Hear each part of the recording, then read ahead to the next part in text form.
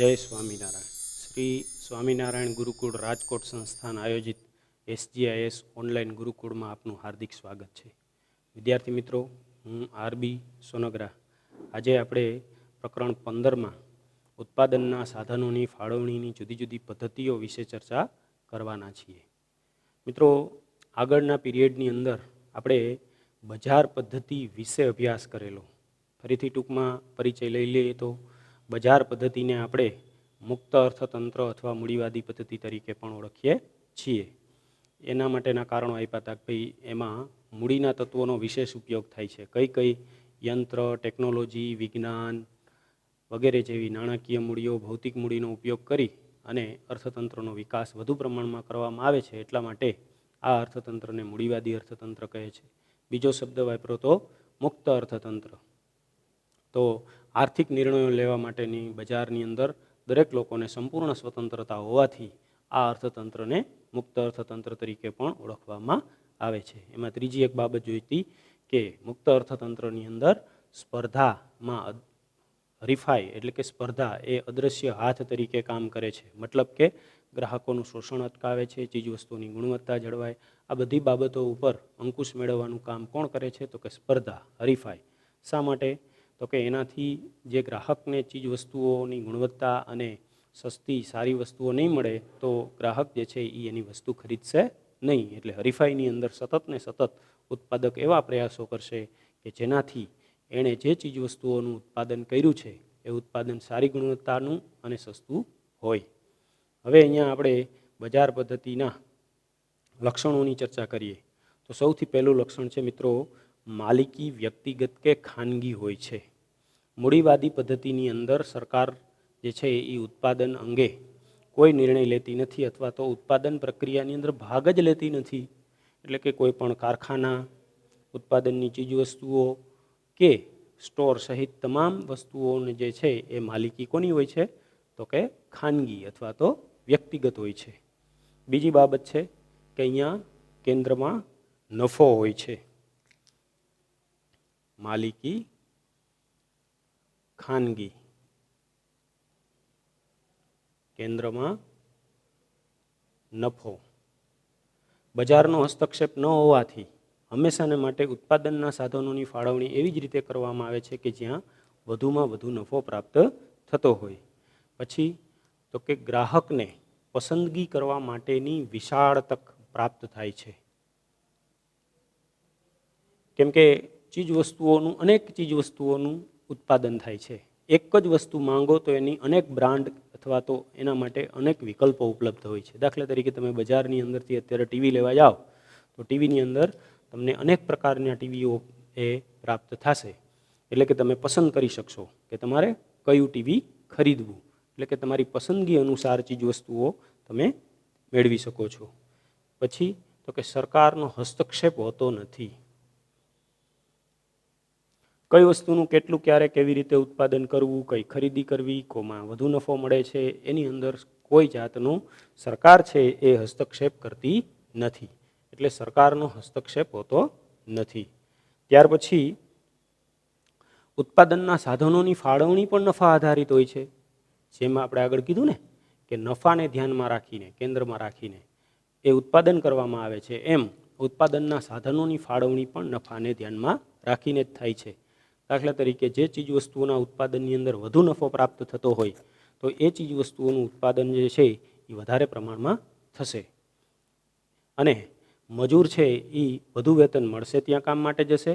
જ્યારે મૂડી છે એ ત્યાં વ્યાજે આપવામાં આવશે કે જ્યાંથી એને વધુ પ્રમાણની અંદર વ્યાજ પ્રાપ્ત થાય. પછી આર્થિક નિર્ણયો જે છે એ ભાવતંત્રના આધારે લેવાય છે.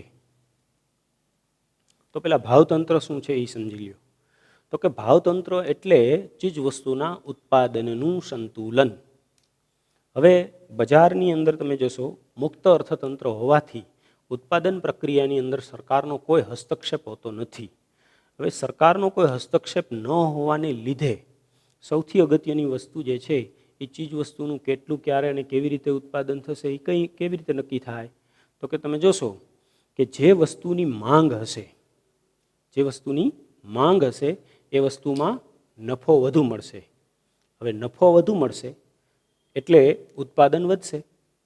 હવે માંગ વધુ હોય એટલે ભાવ પણ વધે, ભાવ વધે એટલે નફો વધુ મળે, નફો વધુ મળે એટલે ઉત્પાદકો વધે, ઉત્પાદકો વધે એટલે હરીફાઈ થાય, ઉત્પાદનનો જથ્થો ઉપલબ્ધ બને, પુરવઠો વધે, માંગના પ્રમાણની અંદર પુરવઠો મળે એટલે ભાવ આપોઆપ નીચા આવે. હવે ત્રીજી એનાથી ઊંધી પ્રક્રિયા કે કોઈ વસ્તુની માંગ વધુ હોય અને ઉત્પાદન ઓછું હોય તો આ પદ્ધતિ અનુસાર. પણ દાખલા તરીકે માંગ ઓછી હોય અને ઉત્પાદન વધારે હોય તો શું થશે? તો કે માંગ ઓછી હોય અને ઉત્પાદન વધી જાય તો શું થશે? તો કે એના ભાવ નહીં મળે, ભાવ નહીં મળે એટલે નફો ઓછો થશે, અને નફો ઓછો થશે એટલે ઉત્પાદક એ વસ્તુનું ઉત્પાદન કરશે નહીં. એટલે કે ઉત્પાદન પ્રક્રિયા ધીમી પડતા ધીરે ધીરે થતાં એનો પુરવઠો છે એ નિયંત્રિત થઈ જશે. પુરવઠો નિયંત્રિત થઈ જશે એટલે ફરીથી એના ભાવ વધવા માંડશે, અને આ રીતે માંગ અને પુરવઠા દ્વારા ચીજવસ્તુના ઉત્પાદનનું ભાવ નિયંત્રિત થતો હોવાથી આ પ્રક્રિયામાં ઉત્પાદન જે છે એના નિર્ણયો એ ભાવતંત્રને આધારે લેવાય છે એમ કહી શકાય. તો આ થઈ મિત્રો એમના એ લક્ષણોની વાત. હવે આપણે ચર્ચા કરશું એના લાભ ગેરલાભ. હવે મિત્રો કોઈ પણ આર્થિક પદ્ધતિ જે છે એ કોઈ પણ આર્થિક પદ્ધતિમાં જે છે એ લાભ ગેરલાભ એ હોવાના જ છે. એટલે એની અંદર આપણે જોશું કે કયા પ્રકારના ફાયદાઓ તમને એ આ બજાર પદ્ધતિની અંદર જોવા મળે છે અને કયા પ્રકારના ગેરલાભ જોવા મળે છે. તો સૌથી મહત્ત્વનો અને પહેલો ફાયદો છે કે આર્થિક સ્વાતંત્ર્ય જળવાય છે વ્યક્તિનું. હવે વ્યક્તિને કઈ વસ્તુનું કેટલું, ક્યારે, કેવી રીતે ઉત્પાદન કરવું એ નિર્ણય લેવા માટે વ્યક્તિ સ્વતંત્ર છે. શું કરવા? તો કે સરકારનો કોઈ બજારની અંદર હસ્તક્ષેપ હોતો નથી. બીજું મહત્ત્વની વસ્તુ કે ઉત્પાદનના સાધનોનો મહત્તમ અને કાર્યક્ષમ ઉપયોગ થાય છે. પહેલું શું થયું? આર્થિક સ્વાતંત્ર્ય.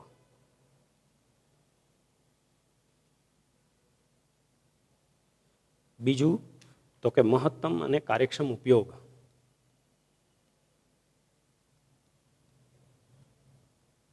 કઈ રીતે? તો કે કોઈ પણ વ્યક્તિ છે એ કોઈ પણ ઉત્પાદન શેને ધ્યાનમાં રાખીને કરશે? તો કે નફાને ધ્યાનમાં રાખીને કરશે. એટલે પોતાની પાસે રહેલા જે ઉત્પાદનના સાધનો છે એનો પૂરેપૂરો ઉપયોગ થઈ જાય એનું ધ્યાનમાં રાખશે. એટલે કે ઉત્પાદનના સાધનનો બગાડ થશે નહીં, અને એના દ્વારા એ મહત્તમ ઉત્પાદન મેળવવાનો પ્રયાસ કરશે. મહત્તમ ઉત્પાદન મેળવવાનો પ્રયાસ કરશે. કારણ કે જો મહત્તમ ઉત્પાદન નહીં મેળવી શકે તો એને નફો મળશે નહીં, અથવા તો નફો ઓછો મળશે.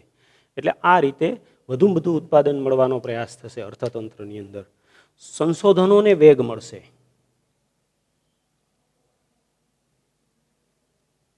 કઈ રીતે?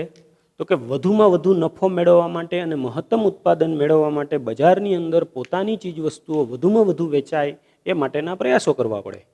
હવે એના માટે શું કરવું પડે? તો કે પોતાની ચીજ વસ્તુઓની અંદર કંઈક ને કંઈક નવા સુધારા વધારા એણે સતત કરતા રહેવું પડે. જો એ સુધારા વધારા ન કરે તો એની વસ્તુ બજારની અંદર વેચાશે નહીં. એટલે સતત ને સતત એમાં સંશોધન થતા રહીએ. દાખલા તરીકે ટીવી છે, તો આજથી 25 વર્ષ પહેલાં જે ટીવીનો આપણે ઉપયોગ કરતા હતા એમાંથી જે બ્રાન્ડો હતી એ બ્રાન્ડો બદલી ગઈ. શું કરવા બદલી ગઈ? તો કે નવા નવા સંશોધનો થતા ગયા. આપણે પહેલાં બ્લેક એન્ડ વ્હાઇટ ટીવી, પછી કલર ટીવી આવ્યા, એ ડબ્બા ટીવીમાંથી LED ટીવી આવ્યા, LCD ટીવી આવ્યા, એમાં પાછા તો કે ડિજિટલ ટીવી, 4K ટીવી, આવા જે ચીજવસ્તુઓ છે એને સંશોધન મળ્યું. તો દરેક ચીજવસ્તુઓની અંદર, મોબાઈલની અંદર જોશો કે કોઈ પણ વસ્તુની અંદર જોશો તો એની અંદર સંશોધન વધશે. શું કરવા? તો કે નફો વધુ મળે છે એટલા માટે. વધુમાં વધુ નફો મેળવવા અને પોતાની વસ્તુ છે એ વધુમાં વધુ વેચવા માટે એ સંશોધનને વેગ આપવામાં આવશે. હવે અહીંયા સ્પર્ધા વધુ હોવાથી ગુણવત્તા પણ શ્રેષ્ઠ મળશે. ગુણવત્તા શ્રેષ્ઠ મળશે. શા માટે? તો કે જો ગુણવત્તા સારી નહીં રાખવામાં આવે તો શું થશે? તો કે એની વસ્તુ વેચાશે નહીં. એની વસ્તુ વેચાશે નહીં. એટલે વધુમાં વધુ સારી ગુણવત્તાવાળી વસ્તુ વેચવા માટેનો પ્રયાસ જે છે એ કોણ કરશે? તો કે ઉત્પાદક કરશે. આ થઈ લાભોની વાત. હવે આપણે ચર્ચા કરશું ગેરલાભો. જેમ દરેક આર્થિક પદ્ધતિ છે એમ બજાર પદ્ધતિ પણ એક આર્થિક પદ્ધતિ છે. એના લાભો છે એમ ગેરલાભો છે. કોઈ પણ સિક્કો હોય એની બે બાજુ હોય, એવી રીતે આના પણ ઘણા બધા ગેરલાભ છે. દાખલા તરીકે ચીજવસ્તુનું ઉત્પાદન નફાને ધ્યાનમાં રાખીને થતું હોવાથી પ્રાથમિક ચીજવસ્તુઓ એટલે કે પ્રાથમિક જરૂરિયાતો ને મહત્વ મળતું નથી. પ્રાથમિક જરૂરિયાતોનું ઉત્પાદન ઓછું થશે. શું કરવા? તો કે એની અંદર પ્રોફિટનું પ્રમાણ ઓછું હોય છે, એટલે નફો જ મુખ્ય હોય છે. હવે નફો મુખ્ય હોવાથી પૈસા ચૂકવનારો વર્ગ જે વસ્તુની માંગ કરશે એ વસ્તુનું ઉત્પાદન વધારે થશે, કે ગરીબ કે સામાન્ય વર્ગની જરૂરિયાતોને વિશેષ મહત્વ મળશે નહીં. ત્યાર પછી તો કે કુદરતી સંપત્તિનો દુર્વ્યય થવાની સંભાવના વધારે. કેમ કે કુદરતી સંપત્તિ જે છે એનો આડેધડ ઉપયોગ થશે, કારણ કે એનો હેતુ શું છે? નફાનો. હવે નફાને ધ્યાનમાં રાખીને વસ્તુનું ઉત્પાદન થતું હોવાથી દાખલા તરીકે જંગલો છે એ આડેધડ કપાશે. કેમ? તો કે લાકડું વેચીને નફો મેળવે છે એટલે. ખનિજોનું આડેધડ ખોદકામ થશે. કેમ? તો કે ખનિજોમાંથી ચીજવસ્તુઓ બનાવીને એમાંથી એ ઉત્પાદન મેળવે છે, નફો મેળવે છે. એટલે આ રીતે કુદરતી સંપત્તિનો વ્યય થશે. ત્યાર પછી તો કે ઘણી વખત ગ્રાહકોની અજ્ઞાનતાને લીધે ગ્રાહકોનું શોષણ થશે. કેમ કે ગ્રાહક છે એ દરેક ચીજ વસ્તુ બજારની અંદર જે ઉપલબ્ધ છે એની દરેક વિશે માહિતી ધરાવતો નથી. એટલે ઉત્પાદકનો હેતુ નફો મેળવવાનો હોવાથી પોતે જુદી જુદી પ્રકારની જાહેરાતોના પ્રલોભન દ્વારા વધુમાં વધુ વસ્તુઓ ગ્રાહકને એ આપી દેવાનો પ્રયાસ કરશે, જેના પરિણામે ગ્રાહકનું શોષણ થવાની સંભાવના રહેલી છે. ત્યાર પછી સંપત્તિ અને આવકનું કેન્દ્રીકરણ થશે. શું કરવા? તો કે અહીંયા જે કંઈ પણ વસ્તુ છે એ નફાને ધ્યાનમાં રાખીને જ કરવામાં આવે છે. હવે મોટી કંપનીઓ જે ચીજ વસ્તુઓનું ઉત્પાદન કરશે એની હરીફાઈમાં નાની કંપનીઓ કે સામાન્ય માણસ ટકી શકશે નહીં. આવા સંજોગોની અંદર દેશની જે કુલ સંપત્તિ છે એ કુલ સંપત્તિનું કેન્દ્રીકરણ થશે અને આવકની અસમાનતાનું પ્રમાણ જે છે એ વધશે. ઇજારાશાહી, આર્થિક અસ્થિરતા અને મજૂરોનું શોષણ પણ વધશે. ઇજારાશાહી કોને કહેવાય? ઇજારાશાહી એ શબ્દ સમજી લઈએ. ઇજારાશાહી મિત્રો, ઇજારાશાહી એટલે કોઈ એક ચીજ વસ્તુના ઉત્પાદનની અંદર કોઈ એક પેઢી કે વ્યક્તિનું વર્ચસ્વ હોય એને ઇજારાશાહી કહેવાય. ઉદાહરણ તરીકે આ મોબાઈલ ફોન છે અથવા તો આ પેન છે, એ પેનનું ઉત્પાદન બજારની અંદર એક જ કંપની કરતી હોય તો શું થાય? તો કે ઉત્પાદન કરનાર કંપની છે એનો મન ફાવે તે ભાવ ગ્રાહક પાસેથી વસૂલ કરશે. પરિણામે શું થશે? તો કે બોલપેન છે એ મોંઘા ભાવે વેચશે, એટલે ગ્રાહકનું પણ શોષણ થશે. અને આ રીતે ઇજારાશાહીનું દૂષણ જે છે એ બજાર તંત્રની અંદર ઘણી વખત જોવા મળે છે. તો આ ચર્ચા થઈ મિત્રો બજાર પદ્ધતિની. હવે આપણે ચર્ચા કરશું સમાજવાદી પદ્ધતિની. મિત્રો, બજાર પદ્ધતિથી તદ્દન વિરોધી એવી સમાજવાદી પદ્ધતિ. આપણે અહીંયા જોયું હતું કે બજાર પદ્ધતિની અંદર આર્થિક નિર્ણયો લેવા માટે વ્યક્તિ સંપૂર્ણ સ્વતંત્ર હોય છે અને તેમાં રાજ્યનો કોઈ હસ્તક્ષેપ હોતો નથી. સમાજવાદી પદ્ધતિમાં તો કે સમાજવાદી પદ્ધતિની અંદર ઉત્પાદનના તમામ સાધનોની માલિકી કોની હોય છે? તો કે રાજ્યની. આર્થિક નિર્ણયો કોણ લે છે? તો કે રાજ્ય અથવા રાજ્યએ નિમેલું આયોજન પંચ, જે નક્કી કરે તે ચીજ વસ્તુઓનું ઉત્પાદન અને ત્યાં ઉત્પાદનના સાધનોની ફાળવણી થશે. એટલે જે કાંઈ પણ ઉત્પાદન પ્રક્રિયા છે એ ઉત્પાદન પ્રક્રિયા અંગેનો સંપૂર્ણ નિર્ણય કોણ લેશે? તો કે રાજ્ય લેશે. કઈ વસ્તુનું કેટલું, ક્યારે અને કેવી રીતે ઉત્પાદન કરવું એ પણ રાજ્ય નક્કી કરશે.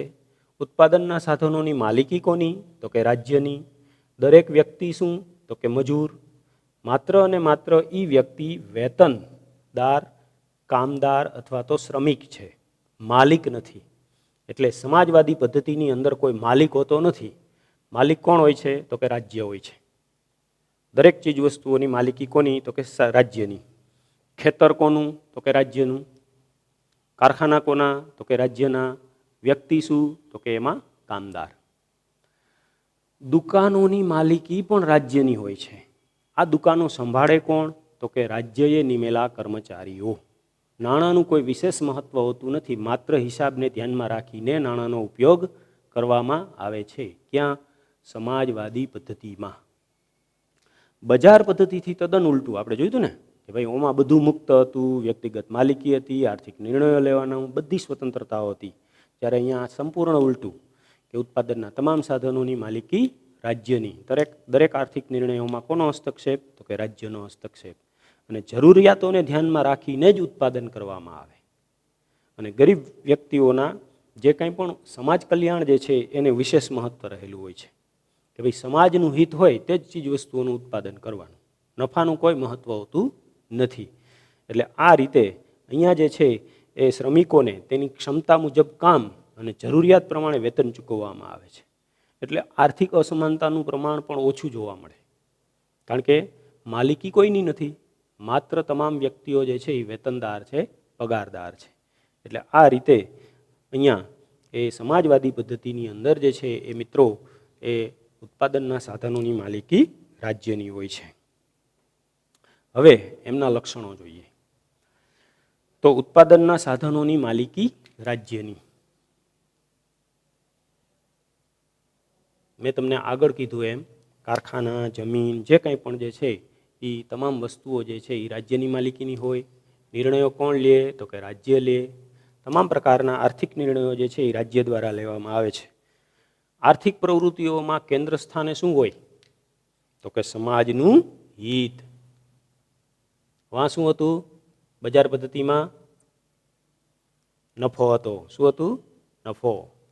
અહીંયા સમાજનું હિત ધ્યાનમાં રાખવામાં આવે છે.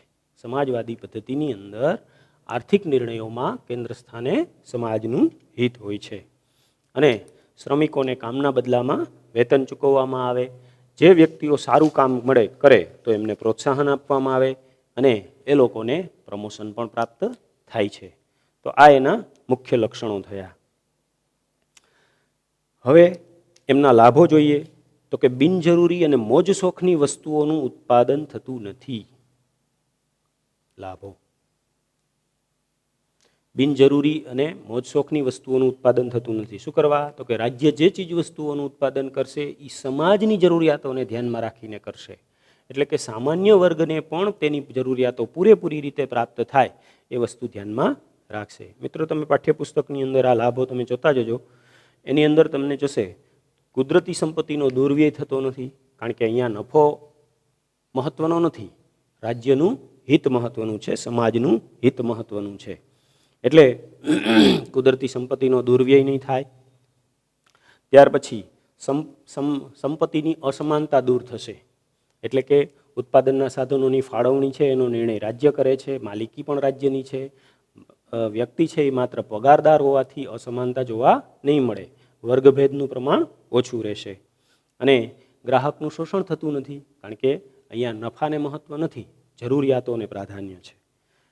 તો મિત્રો, આપણને એમ થશે કે શું આટલા બધા લાભ ધરાવતી આ સમાજવાદી પદ્ધતિ 100% પરફેક્ટ છે? તો કે ના, એની અંદર પણ ગેરલાભો રહેલા છે. તો શું ગેરલાભો છે એ જોઈએ. તો સૌથી પહેલાં, ઉત્પાદન વધારવા માટે પ્રોત્સાહન મળતું નથી. જેવી રીતે બજાર પદ્ધતિના લાભની અંદર આપણે જોયું હતું કે ભાઈ વ્યક્તિ નફાને ધ્યાનમાં રાખીને ચીજ વસ્તુનું ઉત્પાદન કરતો હોવાથી એ મહત્તમ ઉત્પાદન થશે. પરંતુ અહીંયા જે છે એ બધી જ માલિકી રાજ્યની હોવાથી ઉત્પાદન વધારવા માટે પ્રોત્સાહન મળતું નથી. અર્થતંત્રની અંદર સંશોધનને વેગ નહીં મળે. શા માટે નહીં મળે? કેમ કે આપણે જોશું કે ચીજ વસ્તુઓના ઉત્પાદન માટે નફો મહત્વનો હતો બજાર પદ્ધતિની અંદર, અને નફો મેળવવા માટે કંપની શું કરશે? નવા નવા સંશોધનો કરશે. પણ અહીંયા તો રાજ્યની માલિકી હોવાથી સંશોધનને વિશેષ વેગ મળતો નથી, કેમ કે હરીફાઈ નથી.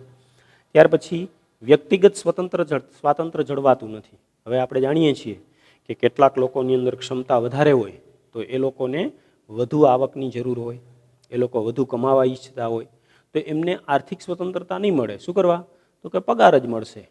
પગાર ઉપરાંત થોડુંક બોનસ અથવા તો સરકાર અન્ય કોઈ રીતે ઇજાફ હોય એવી રીતે આપશે. પણ જે કારખાનાનો માલિક હોય કે જે કરોડો રૂપિયા કમાઈ શકતો હોય એવી કોઈ આર્થિક સ્વતંત્રતા જે છે એ ક્યાં? સમાજવાદી પદ્ધતિમાં જળવાતી નથી. આ એનો મોટામાં મોટો ગેરલાભ છે. ત્યાર પછી અમલદારશાહીનો ભય ઊભો થશે. અમલદારશાહી એટલે શું? તો કે સરકારી અધિકારીઓ સતત પોતાનું વર્ચસ્વ રાજ્ય ઉપર સ્થાપિત કરવાનો પ્રયાસ કરશે, કારણ કે બધું એના હાથમાં હોય. ટેક્સ ઉઘરાવા એના હાથમાં, દુકાનો એના હાથમાં, કારખાનાઓ એના હાથમાં, કેમ કે બધું રાજ્યની માલિકીનું છે. રાજ્ય એટલે કોણ? સરકાર. સરકાર એટલે કોણ? સરકારી અમલદારો. એટલે અમલદારશાહી જે છે એ પણ વધવાનો ભય રહેલો છે. તો આ ચર્ચા કરી મિત્રો આપણે કોની? સમાજવાદી પદ્ધતિની. હવે ચર્ચા કરશું આપણે મિશ્ર અર્થતંત્રની. મિત્રો, દુનિયાની અંદર આપણે જોયું કે જેવી રીતે અમેરિકા અને જાપાનની અંદર બજાર પદ્ધતિ પ્રવર્તે છે, એવી જ રીતે સમાજવાદી પદ્ધતિ રશિયા અને ચીનની અંદર જોવા મળે છે. તો મિશ્ર અર્થતંત્ર જે છે એ ભારત જેવા દેશોની અંદર જોવા મળે છે. શું છે મિશ્ર અર્થતંત્ર? તો કે મિશ્ર અર્થતંત્ર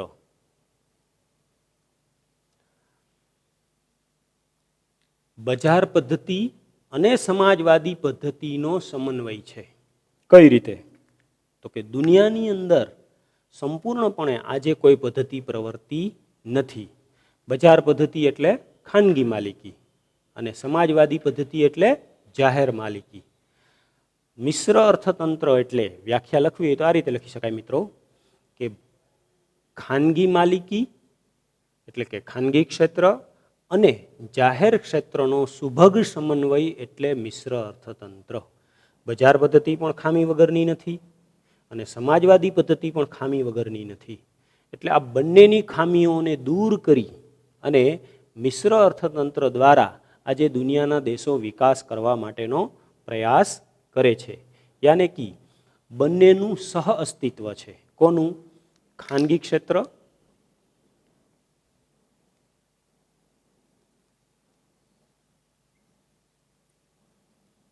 અને જાહેર ક્ષેત્ર.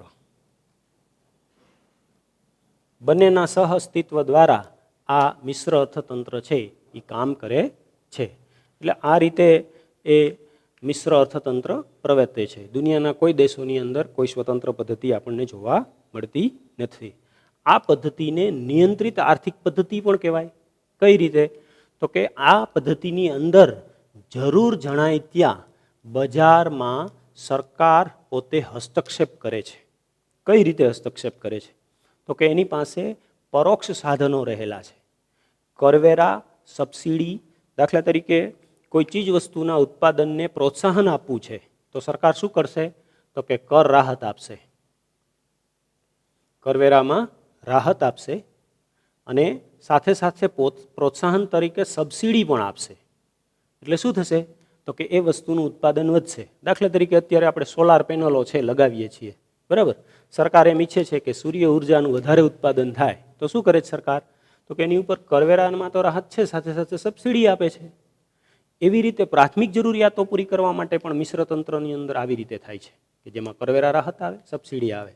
જ્યારે મોજ શોખની અને અન્ય ચીજ વસ્તુઓના ઉત્પાદનની અંદર સરકાર શું કરશે? તો કે કરવેરા જે છે એ વધારે નાખશે અને એને કોઈ પ્રોત્સાહન મળશે નહીં. એટલે એ વસ્તુના ઉત્પાદન ઉપર થોડી નિયંત્રણ આવશે. એટલે આ રીતે આર્થિક છૂટછાટો અને ઉદારતાની અસરો આ મિશ્ર અર્થતંત્રની અંદર જોવા મળે છે. આજે દુનિયાના કોઈ દેશો લગભગ 100% બજાર પદ્ધતિ પણ ધરાવતા નથી અને 100% સમાજવાદી પદ્ધતિ પણ ધરાવતા નથી. બધા જ અર્થતંત્રો લગભગ મિશ્ર તંત્રની અંદર ભળી ગયા છે. તો આ રીતે આજે દુનિયાના દેશોની અંદર મિશ્ર અર્થતંત્ર જોવા મળે. સાથે સાથે બીજી મહત્વની વસ્તુ એ કે આપણને એમ થશે કે શું બજાર પદ્ધતિ અને સમાજવાદી પદ્ધતિના પરિણામ સ્વરૂપ જે મિશ્ર અર્થતંત્રનો ઉદ્ભવ થયો છે તો એ શું મિશ્ર અર્થતંત્ર ખામી રહિત છે? ના, બિલકુલ નહીં. એની અંદર પણ તમે જોશો કે આર્થિક અસ્થિરતા, સંકલનનો અભાવ. આર્થિક અસ્થિરતા એટલા માટે કે ત્યાં જે છે એ આર્થિક નીતિઓની અંદર સાતત્ય જળવાતું નથી. એકધારી આર્થિક નીતિઓ જોવા મળતી નથી. બજાર પદ્ધતિમાં આપણને ખબર જ છે કે સરકારનો કોઈ હસ્તક્ષેપ નથી. સમાજવાદી પદ્ધતિમાં આપણને ખબર જ છે કે સરકારની જ માલિકી છે. પણ અહીંયા મિશ્ર અર્થતંત્રમાં સરકાર જરૂર જણાય ત્યારે હસ્તક્ષેપ કરે છે. એટલે આર્થિક સ્થિરતા જળવાતી નથી, સંકલનનો અભાવ જોવા મળે છે. આર્થિક નીતિઓમાં સ્વાતંત્ર્ય નથી અને આર્થિક વિકાસનો દર જે છે એ પણ નીચો જોવા મળે છે. આ જે છે એ મિશ્ર અર્થતંત્રની મર્યાદાઓ છે. મિત્રો 2 માર્કની અંદર પૂછાય છે મિશ્ર અર્થતંત્રની મર્યાદાઓ. તો અહીંયા મિત્રો આજે આપણે ઉત્પાદનના સાધનોની ફાળવણીની 3 મુખ્ય પદ્ધતિઓ, બજાર પદ્ધતિ, સમાજવાદી પદ્ધતિ અને મિશ્ર અર્થતંત્રનો અભ્યાસ કર્યો. અહીંયા આપણો પીરિયડ છે એ સમાપ્ત થાય છે. જય સ્વામિનારાયણ.